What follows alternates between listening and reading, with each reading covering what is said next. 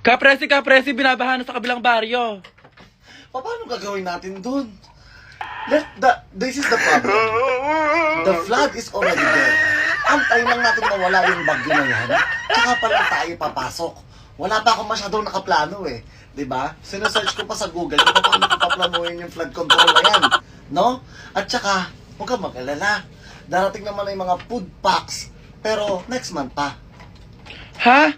Di ba may 61 billion budget para dyan? Saan napunta? Alam mo na. Tatakbo na naman si Duterte bilang senador. Hindi na siya nasiyahan sa pagiging presidente. Ngayon, tatakbo naman siya bilang senador. Ano bang ginawa niya nung termino niya bilang presidente? Mura dito, mura dyan, PI dito, PI diyan. Diba? Puro ata pagmumura lang ang narinig ko sa buong termino niya.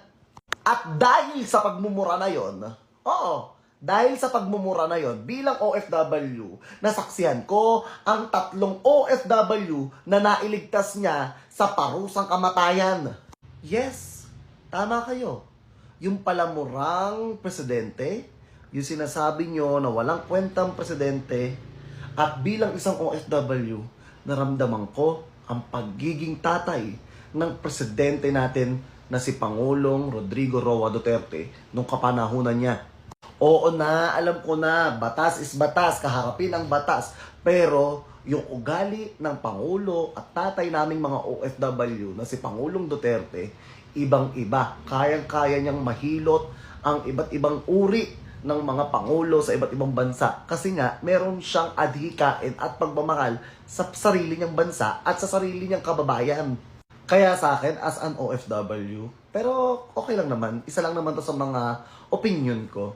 Kung ako papipiliin, mas pipiliin ko yung palamura, pero mahal ka. Pero yung nananahimik, pero may sinasabi na mga kaiba. Love you. Loudspeaker, madami na po nagkagalit sa inyong taong bayan. Huwag kang mag-alala. Hindi mo ba alam kung ano dapat yung gawin? Magpapamudmud na lang ako ng ayuda.